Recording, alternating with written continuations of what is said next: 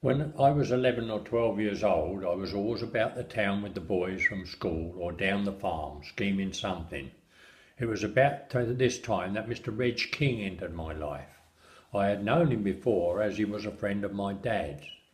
My first memory was going for a walk on a Sunday with the family down Dorset Road, and we went to Lower Wyburns Farm, where Mr. King was a farmer. He had 4 sons, and I remember sitting down to Sunday tea with them. We stayed after tea playing board games like cards, draughts, and they first taught us how to play chess. When it got dusk, they had to light the lamps.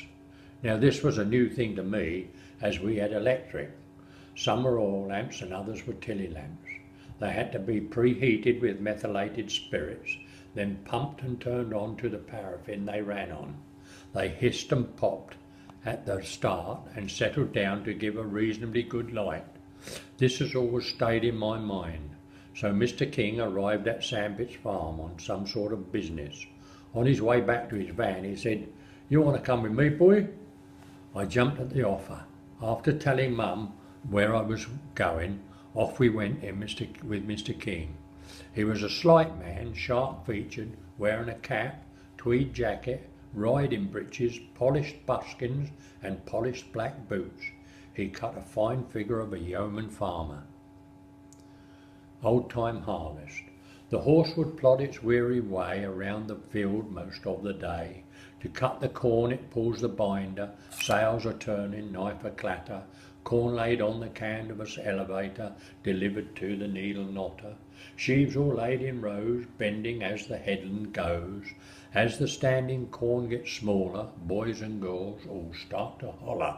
Armed with sticks they all shout, "Rabbit in the cuttings, chase them out." If someone had a lucky strike, it was rabbit pie for tea that night. Then the workers followed after, stooking corn full of laughter. Men and women take on this work. The farmer sees that they don't shirk. Grab 2 sheaves the right way round, thrust them down into the ground. 6 or 8 sheaves to a stook. This is very heavy work. The wheat sheaves are a job to lift. Barley havers make you itch. The stooks will stand and ripen some while drying in the summer sun.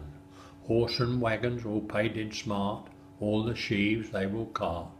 Then to the stackyard they will take, where a stack we will make.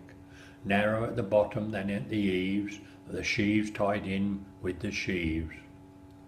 Pitch the top just like a roof, then thatch to make it waterproof. That was the harvest when I was 10.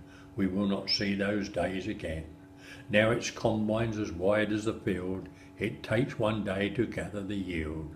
A farmer once said, a 5-day week and a 5 for a plough, and the milk delivered without the cow. Well, that's how it is. He got his way. But it was more like farming back in the day.